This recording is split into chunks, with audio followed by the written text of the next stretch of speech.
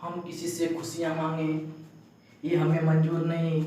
मांगी हुई खुशियों से किसका भला होता है, मांगी हुई खुशियों से किसका भला होता है। जितना अपने तकदीर में लिखा है वो जरूर अदा होता है। हेलो दोस्तों, आपके अपने चैनल सुपर एजुकेशन 2.0 में आप लोगों का स्वागत है। तो जैसा हमने कहा था कि हम लोग क्या करेंगे, हम लोग सीटेट मैथ का जो चैप्टर नंबर 1 है संख्या पद्धति, इसको आज स्टार्ट करने वाले हैं दोस्तों। और इसको हम लोग बहुत प्यार से, बहुत बेसिक से और बहुत अच्छे तरीके से पढ़ेंगे दोस्तों। और कुछ इस तरीके से पढ़ेंगे कि हम लोग क्या हो जाएंगे, सीटेट में मैथ का हमारा कोई भी क्वेश्चन नहीं छूटेगा दोस्तों। बस जल्दी से एक लाइक कर दीजिए दोस्तों, जल्दी एक लाइक करिए और इसको जल्दी से ज्यादा क्या करिए, शेयर कर दीजिए जल्दी दोस्तों, जल्दी शेयर करिए इसको। और जो लोग हमारे साथ जुड़ना चाहते हैं जल्दी से चैनल को सब्सक्राइब करें कि हम जो भी वीडियो यूट्यूब पे डालें आप लोग के पास तुरंत पहुंच जाए दोस्तों। तो आइए स्टार्ट करते हैं, ज्यादा बातें ना करते हुए आइए हम स्टार्ट करते हैं। जो हमारे पास सीटेट जो मैथ है, तो चैप्टर नंबर क्या है 1, जिसको हम क्या कहते हैं दोस्तों, संख्या पद्धति। और हमारे पास क्या है, इंग्लिश में उसको क्या कहते हैं दोस्तों, नंबर सिस्टम। क्या कहते हैं, नंबर सिस्टम। तो आज दोस्तों इस चैप्टर को हम लोग कुछ इस तरीके से पढ़ेंगे कि हमारा ये नंबर सिस्टम हमेशा के लिए क्या हो जाए दोस्तों, क्लियर हो जाए और हम कभी उसको भूले ना। तो आइए स्टार्ट करते हैं दोस्तों। हमारे पास जो सीटेट मैथ चैप्टर नंबर 1 है संख्या पद्धति, जल्दी से एक लाइक कर दीजिए दोस्तों। तो स्टार्ट करते हैं, जल्दी एक अंगूठा ऊपर की तरफ लाइक कर दीजिए दोस्तों। तो स्टार्ट करते हैं कि हमारे पास जो संख्या पद्धति है, नंबर सिस्टम। हमारे पास संख्या क्या है, संख्या होती क्या है, संख्या हमारे पास क्या होती है दोस्तों। तो जो संख्या होती है वो हमारे पास क्या होती है दोस्तों, जो हम लिखते हैं, जो अंक हमारे पास होते हैं, जो क्या होते हैं, जो अंक होते हैं दोस्तों, 0 1 2 3 4 5 6 7 8 9, ये सब हमारे पास क्या है दोस्तों, ये सब क्या है, एक अंक है। क्या है, एक अंक है। और एक बात पहले बता दें, कुछ बच्चों ने हमसे कहा था कि सर 0 लेवल से शुरू करिएगा, 0 लेवल से शुरू करिएगा। तो दोस्तों हम 0 लेवल से ही शुरू कर रहे हैं, एकदम 0 लेवल से, मतलब इसके पीछे कुछ नहीं होने वाला, सिर्फ अब जो भी होगा इसके आगे होगा दोस्तों। हमारे पास ये 0 लेवल से शुरू कर रहे हैं इसको, किस लेवल से, 0 लेवल से। तो हमारे पास क्या है, यहाँ पे अंक हो गया। क्या हो गया दोस्तों, अंक हो गया। क्या है, 0 1 2 3 4 5 6 7 8 9, ये क्या है, एक अंक है। क्या है, एक अंक। अगर एक संख्या है, क्या है, एक संख्या, और इन्हीं संख्याओं को जोड़कर, इन्हीं संख्याओं को जोड़कर दोस्तों हम एक बड़ी बड़ी संख्याएं क्या करते हैं, बनाते हैं। इन्हीं संख्याओं को जब आपस में क्या कर दिया जाता है दोस्तों, ऐड कर दिया जाता है, तो हमको बहुत बड़ी बड़ी क्या होती है, संख्याएं मिलती हैं। तो आप लोग इस चीज के बारे में जान गए। अब हम देखते हैं कि कितनी प्रकार की संख्याएं होती हैं और कौन कौन सी संख्या होती है दोस्तों। तो हमारे पास पहली संख्या क्या आती है, आइए जल्दी से आप लोग एक लाइक कर दीजिए जल्दी से दोस्तों। हम लोग पहली संख्या पे आ जाते हैं। तो हमारे पास पहली संख्या होती है प्राकृतिक संख्या। क्या होती है दोस्तों, प्राकृतिक संख्या। पहली संख्या होती है हमारे पास दोस्तों प्राकृतिक संख्या, जिसको हम कहते हैं नेचुरल नंबर दोस्तों। क्या कहते हैं, नेचुरल नंबर। हमारे पास पहला क्या आ जाएगा, प्राकृतिक संख्या, जिसको हम कहते हैं नेचुरल नंबर, ठीक ना। ऐसे भी लिख सकते हैं, नेचुरल नंबर उसको कहते हैं। हमारे पास क्या हो जाएगा, पहली प्राकृतिक संख्या। तो प्राकृतिक संख्या कौन कौन सी होती है दोस्तों, जल्दी देखिए बोर्ड पे, जल्दी से आइए, जल्दी से लाइक कर दीजिए दोस्तों, चैनल को सब्सक्राइब कर दीजिए। यहाँ पे हमारे पास प्राकृतिक संख्या हमने लिखा। तो प्राकृतिक संख्या क्या होती है दोस्तों, जो हमारे पास जो अंक होते हैं, जिनको हम गिन सकते हैं, जिसको हम काउंटिंग में इस्तेमाल करते हैं, जिनको हम गिनने में शुरू में इस्तेमाल करते हैं दोस्तों, उसको हम क्या कहते हैं, प्राकृतिक संख्या कहते हैं, नेचुरल नंबर कहते हैं। स्टार्ट कहां से होता है, 1 2 3 4 5 6 7 डाटा। ये हमारे पास क्या हो गया दोस्तों, ये हमारे पास क्या हो गए, ये हमारे पास हो गए प्राकृतिक संख्या। क्या हो गया दोस्तों, प्राकृतिक संख्या। क्या हो गए, प्राकृतिक संख्या। अब हम आ जाते हैं पूर्ण संख्या पर।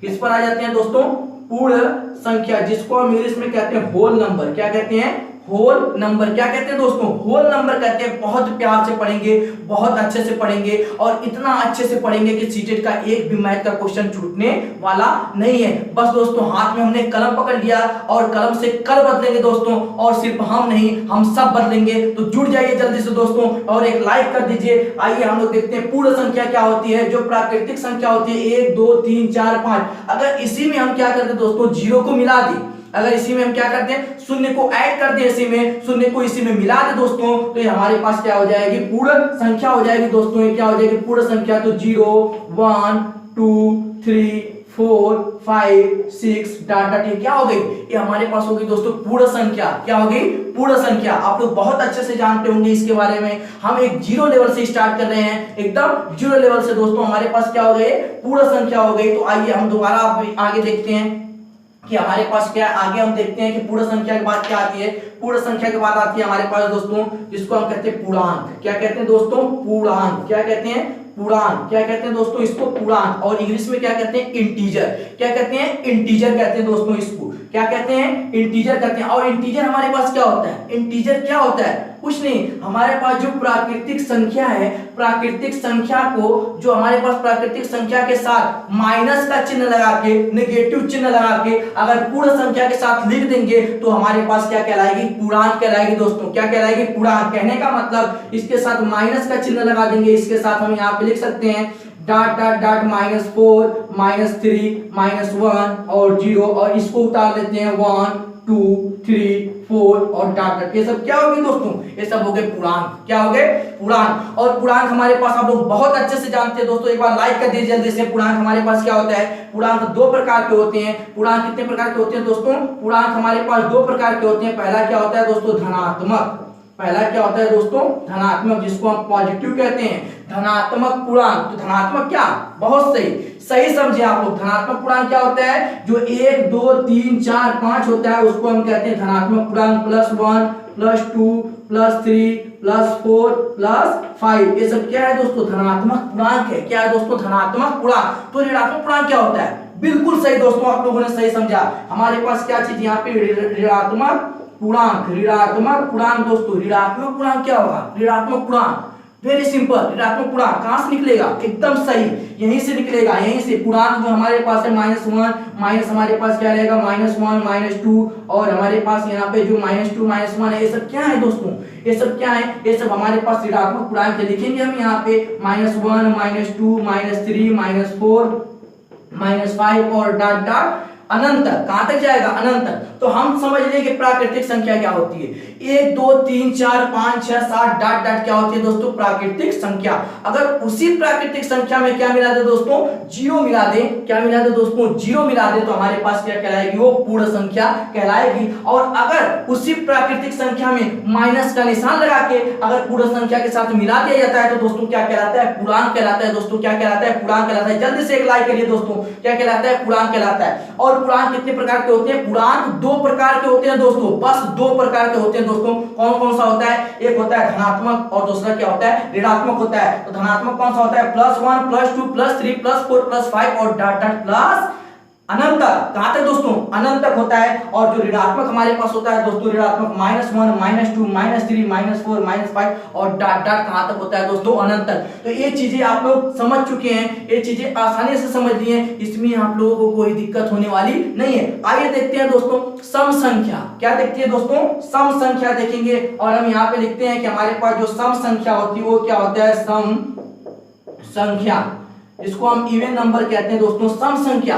बिल्कुल सिंपल। आप कहोगे सर यही से कुछ बताने वाले हैं? बिल्कुल सही दोस्तों, हम यही से बताने वाले हैं। प्राकृतिक संख्या का जैसे आप पहला नंबर छोड़ते हैं, पहले नंबर के बाद दूसरा लेते हैं, फिर तीसरा छोड़ के चौथा लेते हैं, फिर पांचवा छोड़ के छठा लेते हैं, वैसे ही मतलब पहला छोड़ देंगे तो दूसरा लेंगे, ये तीसरा छोड़ेंगे तो चौथा, पांचवा छोड़ेंगे तो छठा, सातवां छोड़ेंगे तो आठवां और नौवां छोड़ेंगे तो 10वां और डॉट डॉट। ये सब क्या है? ये सब दोस्तों सम संख्या है। क्या है? सम संख्या। इसकी परिभाषा ऐसे भी दी जाती है कि ऐसी संख्या जिसको हम 2 से विभाजित कर सकें। किससे विभाजित कर सके दोस्तों? 2 से जिसको हम विभाजित कर सकें उसको हम क्या कहते हैं? सम संख्या कहते हैं। ऐसी संख्या जिसको हम 2 से विभाजित कर सकें उसको हम क्या कहते हैं दोस्तों? सम संख्या कहते हैं। जल्दी से एक लाइक कर दिए दोस्तों, जल्दी से एक लाइक करिए। आगे देखते हैं विषम संख्या हमारे पास क्या होती है दोस्तों।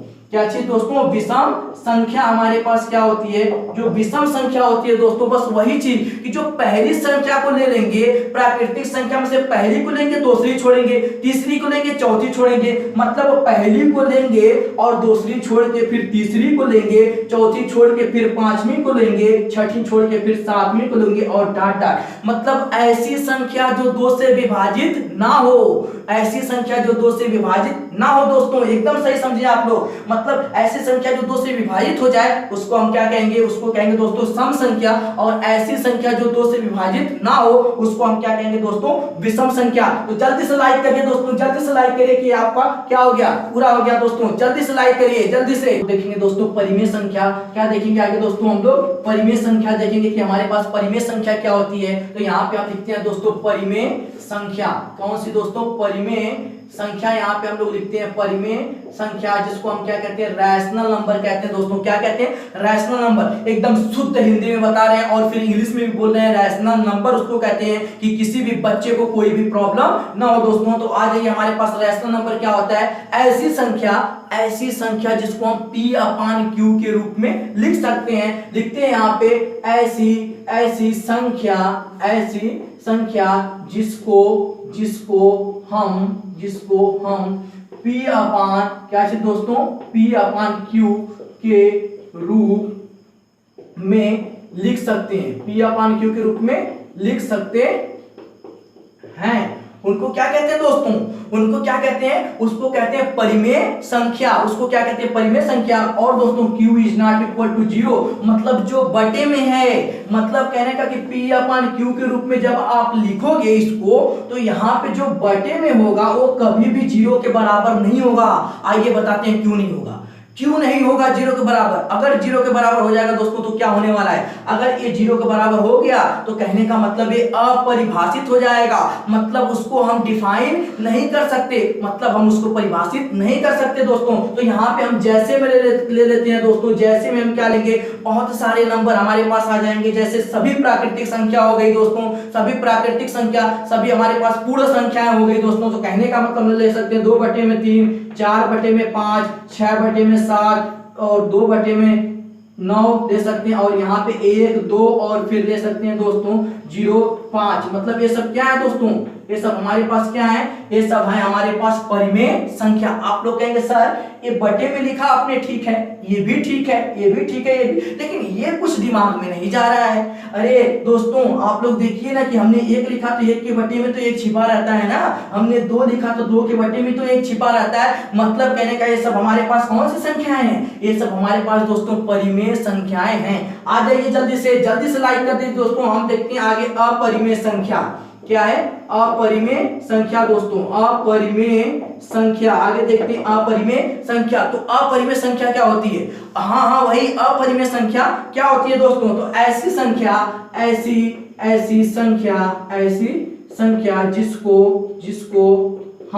जिसको हम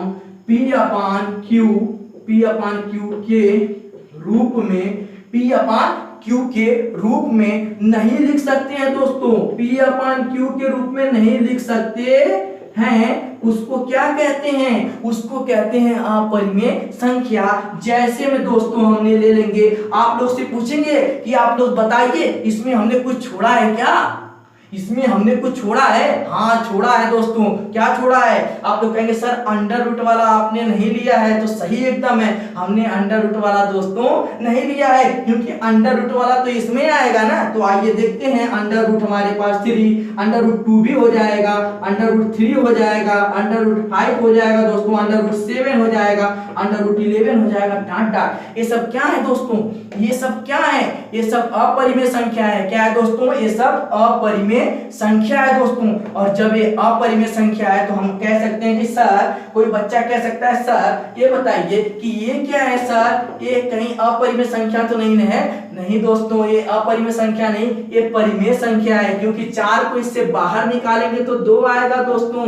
क्या आएगा, 2 आएगा, क्योंकि ये बाहर निकलने वाला नहीं है। इसको बाहर निकालेंगे तो दशमलव में आ जाएगा, और दशमलव के आगे बहुत सारे नंबर डिफाइन होंगे जिसको हम अच्छी तरीके से अपनी लैंग्वेज में उसको हम डिफाइन कर नहीं सकते दोस्तों। तो हमारे पास क्या हो जाएगा, अंडर रूट 4 क्या हो जाएगा, परिमेय संख्या। एक चीज और बताते हैं दोस्तों, एक चीज और बताते हैं कि जो 22/7 होता है वो परिमेय संख्या होती है दोस्तों। क्या होती है, परिमेय संख्या। 22/7 परिमेय संख्या। लेकिन दोस्तों जो पाई होती है वो अपरिमेय संख्या होती है। क्यों, क्योंकि ये हमारे पास जो पाई है उसका सटीक मान 22/7 नहीं होता है दोस्तों।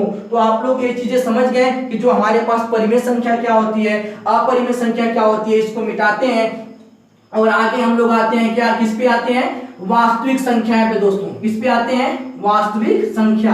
तो वास्तविक संख्या क्या होती है, आइए हम लोग देखते हैं जल्दी से। वास्तविक संख्या या वास्तविक संख्याएं दोस्तों, वास्तविक संख्याएं हमारे पास क्या होती है। तो आइए देखते हैं वास्तविक संख्याएं। तो हम कह सकते हैं कि परिमेय संख्या और अपरिमेय संख्या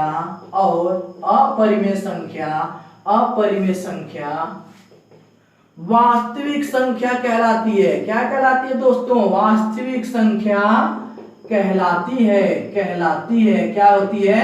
कहलाती है। मतलब परिमेय में सभी नंबर आ गए, अपरिमेय में भी दोस्तों सभी नंबर आ गए, तो फिर छूटा क्या? कुछ भी नहीं ना। हाँ, एकदम सही। मतलब दुनिया के सारे नंबर हमारे पास क्या होते हैं दोस्तों?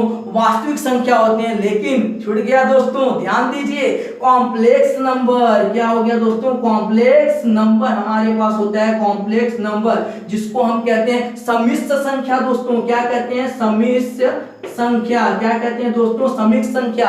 और रिप्रेजेंट किया जाता है किससे? इसको आई से, जिसको बोला जाता है आयोटा। क्या बोला जाता है दोस्तों? आयोटा। इसका जो एक साइंटिस्ट थे यूलर, उन्होंने बताया कि जो आई है ये क्या है? समिश्र संख्या है दोस्तों। और जब ये समिश्र संख्या है तो ये वास्तविक संख्या नहीं हो सकती। मतलब कहने का कि ये जो 5i है यह एक समिश्र संख्या है। और जब समिश्र संख्या है तो कहने का मतलब है कि दुनिया में समिश्र संख्या को छोड़कर जितने भी नंबर बचे आप लोगों के पास, जितने भी नंबर है दोस्तों, वो क्या है हमारे पास? वो वास्तविक हमारे पास क्या हो गए दोस्तों? संख्याएं हो गई। क्या हो गई दोस्तों? वास्तविक संख्याएं हो गई। अब हम लोग आगे क्या देखेंगे? आगे देखेंगे हमारे पास भाज्य संख्याएं क्या है। क्या चीज? भाज्य संख्या है। तो बहुत सिंपल है भाज्य संख्याएं, ऐसा कुछ भी नहीं है कि याद नहीं होने वाला है दोस्तों, एकदम तुरंत याद हो जाएगा। बस सीधे हम जैसे ही बोलेंगे तुरंत दिमाग में जाके लगेगा कहां से, और वहीं पे क्या होगा दोस्तों? रह जाएगा। तो आइए देखते हैं भाज्य संख्याएं। तो यहाँ पे देखेंगे एक से बड़ी, क्या चीज दोस्तों? एक से बड़ी वे संख्याएं, एक से बड़ी वे संख्याएं जो खुद एवं एक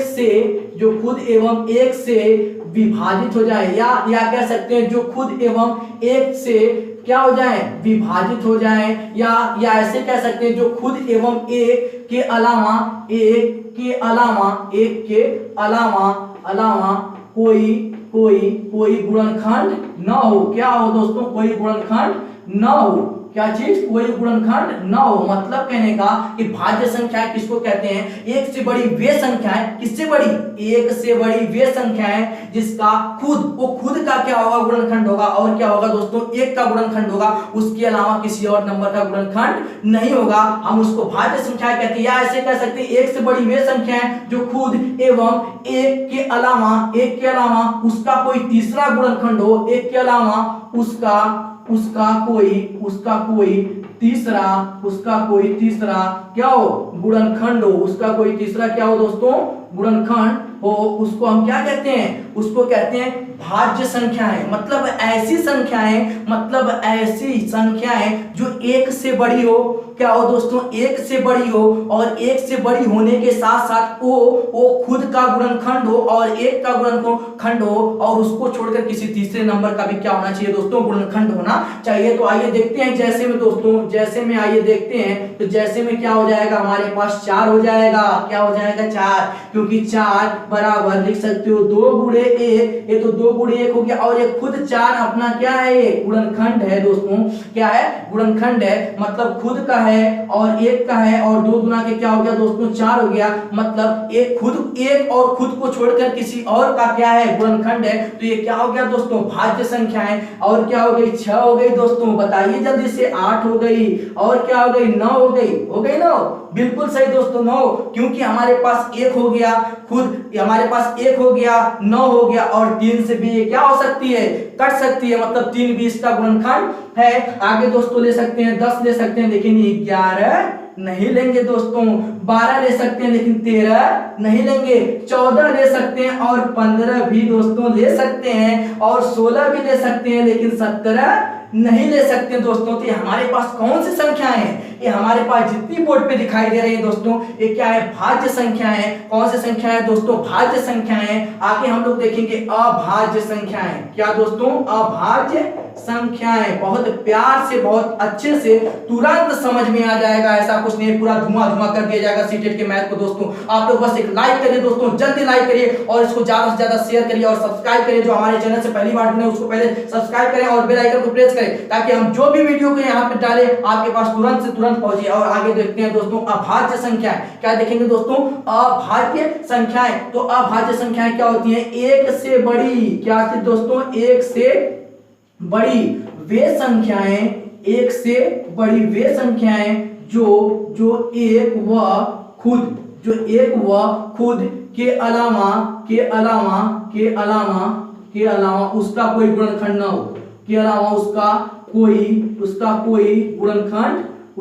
गुणनखंड न हो दोस्तों, न हो। मतलब कहने का कि ऐसी एक से बड़ी वे संख्या जो खुद का और एक के गुणनखंड के अलावा और किसी का गुणनखंड होना नहीं चाहिए दोस्तों। तो जैसे में लिख सकते हैं दोस्तों, हम यहाँ पे किससे शुरू करेंगे? एक से बड़ी। किससे? एक से। तो मतलब दोस्तों 2 हो गया, मतलब दोस्तों 3 हो गया, मतलब 5 हो गया दोस्तों, मतलब 7 हो गया दोस्तों, मतलब क्या हो गया? हम 8 नहीं ले सकते, हम 9 नहीं ले सकते, हम 10 नहीं ले सकते, तो क्या लेंगे? 11 लेंगे दोस्तों। हम 12 भी नहीं ले सकते, तो क्या लेंगे? 13 लेंगे। हम 14 नहीं ले सकते, 15 नहीं ले सकते, 16 नहीं ले सकते, तो क्या लेंगे दोस्तों? 17 लेंगे। उसके बाद 19 लेंगे, लेकिन 20, 21, 22 नहीं लेंगे दोस्तों। तो क्या लेंगे? 23 ले लेंगे और फिर टाट कर देंगे दोस्तों। तो ये कहने का मतलब जो 2 है वो 2 और 1 का क्या है? गुणनखंड है। जो 13 है वो 13 और 1 का क्या है? गुणनखंड है। इसके अलावा इसका कोई गुणनखंड होता है? बिल्कुल सही दोस्तों, इसके अलावा इसका कोई गुणनखंड नहीं होता है। तो ये हमारे पास क्या हो गई? ये दोस्तों हो गई अभाज्य संख्याएं। क्या हो गई दोस्तों? अभाज्य संख्याएं हो गई दोस्तों। तो आगे हम लोग अब क्या देखेंगे? सहअभाज्य। क्या देखेंगे दोस्तों? सहअभाज्य संख्याएं। क्या देखेंगे दोस्तों? सहअभाज्य संख्याएं। तो लिखेंगे ऐसी 2 संख्याएं। क्या लिखेंगे दोस्तों? ऐसी दो संख्याएं जो या कह सकते हैं ऐसी दो संख्याएं जिनका HCF, जिनका दोस्तों HCF मतलब हाईएस्ट कॉमन फैक्टर, मतलब महत्तम समापवर्तक क्या होना चाहिए? 1 होना चाहिए। क्या होना चाहिए दोस्तों? 1 होना चाहिए। मतलब ऐसी 2 संख्याएं जिनका महत्तम समापवर्तक हाईएस्ट कॉमन फैक्टर क्या होना चाहिए? 1 होना चाहिए। ऐसी संख्याओं को क्या कहेंगे दोस्तों? ऐसी संख्याओं को कहेंगे दोस्तों हम क्या कहेंगे? सहअभाज्य संख्याएं कहेंगे। सहअभाज्य जैसे में आप ले सकते हैं 3, 5 हो गया दोस्तों। क्या हो गया? 3, 5 का मतलब क्या हो गया दोस्तों? ये 3, 5 है। तो मान लीजिए हमारे पास, हम यहाँ पे कह सकते हैं कि 3 को आप लिख सकते हैं 3 गुणे 1, 5 को लिख सकते हैं 5 गुणे 1। तो इनका जो हाईएस्ट कॉमन फैक्टर वो क्या आ रहा है दोस्तों? 1 ही तो आ रहा है। तो वही तो हमने बोला, ऐसी 2 संख्याएं जिनका क्या? हाईएस्ट कॉमन फैक्टर महत्तम समापवर्तक क्या होना चाहिए? 1 होना चाहिए। क्या होना चाहिए? 1। उसको कहेंगे सहअभाज्य। हमारे पास क्या हो जाएंगे दोस्तों? संख्याएं। इंग्लिश में कहते हैं को प्राइम फैक्टर। इंग्लिश में क्या कहते हैं दोस्तों? को प्राइम फैक्टर कहते हैं। आगे और भी देखते हैं दोस्तों संख्याएं। आगे और संख्याएं देखते हैं। आगे ले लेते हैं दोस्तों 21 और 22 लेके चेक कर सकते हैं। चेक तो कर ही सकते हैं दोस्तों 21 और 22। आइए देखते हैं ये है कि नहीं। 21 को आप लिख सकते हैं, 21 को लिख सकते हैं कि यहाँ पे 3 गुणे 7 गुणे 1, 3 7 21 और 21 एक अन्य 21। आइए 22 देखते हैं दोस्तों। तो 22 को आप क्या लिखेंगे? 22 को कहेंगे सर जी लिख दीजिए 2 गुणे 11 और गुणे 1। तो दोस्तों यहाँ पे जो दोनों में समान है वो क्या है दोस्तों? वो दोनों में समान है कि 1 ही मिल रहा है हमको। इसका हाईएस्ट कॉमन फैक्टर क्या मिल रहा है? 1 मिल रहा है। तो इसको हम क्या कहेंगे? सहअभाज्य संख्याएं कहेंगे दोस्तों। जल्दी से लाइक करिए दोस्तों, जल्दी से लाइक करिए। अब हम लोग आगे पढ़ने वाले हैं सहअभाज्य की जो हमारे पास क्या है अभाज्य संख्या है उनकी जांच विधि पढ़ेंगे दोस्तों। क्या पढ़ेंगे? जांच विधि। वर्ग देखेंगे दोस्तों। क्या देखेंगे? कुछ महत्वपूर्ण वर्ग। और ये वर्ग इस चैप्टर के लिए इतना ज्यादा इंपॉर्टेंट है कि जब हम अभाज्य संख्या को पता करेंगे कि हमारे पास दी गई संख्या अभाज्य संख्या है कि नहीं है, तो इस वर्ग का हमको बहुत ज्यादा इसमें जरूरत पड़ने वाली तो है दोस्तों। तो आइए देखते हैं सिंपल सा वर्ग देखते हैं दोस्तों। बस 2 से लेकर 30 तक हमारे पास 2 का क्या होता है दोस्तों? आप लोग जानते हैं 2 का वर्ग क्या होता है? 4 होता है। और 3 का क्या होता है दोस्तों? 9 होता है। 4 का क्या होता है दोस्तों? 16 होता है। है, और 5 का क्या होता है दोस्तों 25 होता है, और 6 का दोस्तों क्या हो जाएगा 36, और 7 का हो जाएगा दोस्तों हमारे पास 49, और 8 का हो जाएगा यहाँ पे 64, और यहाँ पे दोस्तों क्या हो जाएगा 9 स्क्वायर का लिखेंगे तो हो जाएगा 81, और 10 स्क्वायर का लिखेंगे दोस्तों तो हमारे पास हो जाएगा 100। क्या हो जाएगा दोस्तों 100। अब हम आगे दोस्तों यहाँ पे क्या लिखेंगे, आगे हम इसका वर्ग आगे लिखेंगे जिसका हमारे पास क्या होने वाला है यूज होने वाला है। तो दोस्तों क्या हो जाएगा 11 का वर्ग करेंगे तो हो जाएगा 121, और 12 का करेंगे दोस्तों तो हो जाएगा 144, और 13 का करेंगे दोस्तों वर्ग तो 169,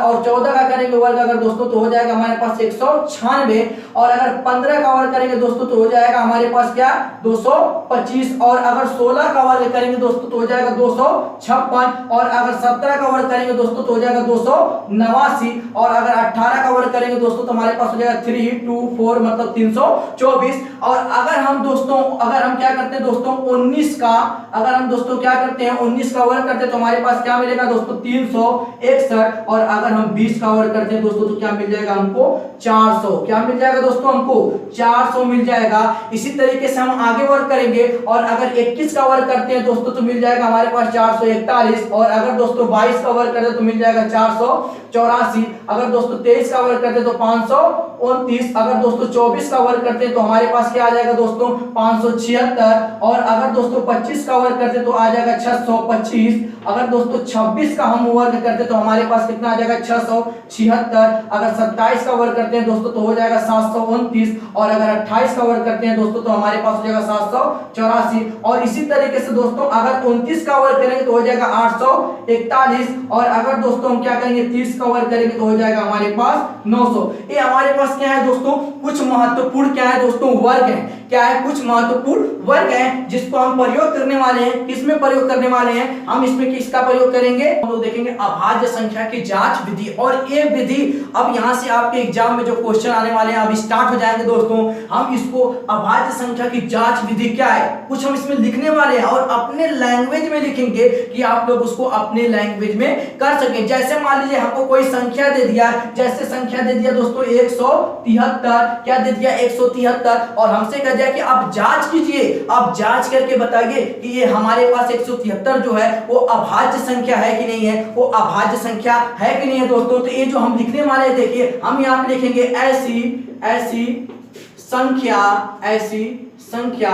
के ऐसी जो हमारे पास संख्या होगी ऐसी संख्या के वर्ग देखेंगे ऐसी संख्या के वर्ग लेंगे, ऐसे कह सकते ऐसी संख्या के वर्ग लेंगे जो दी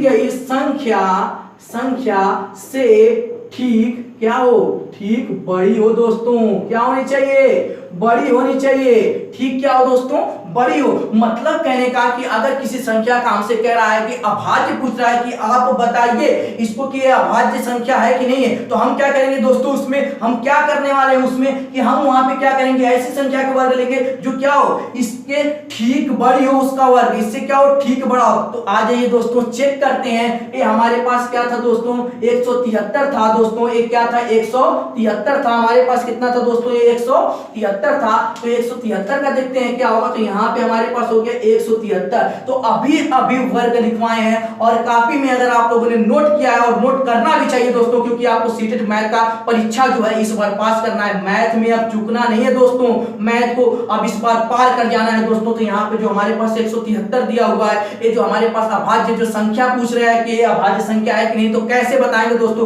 आइए देखते हैं। तो इसके पास हमारे पास इससे ठीक बड़ा वर्ग क्या होता है, देखिए 13 तो नहीं ना होगा दोस्तों, 13 का तो होता है 169।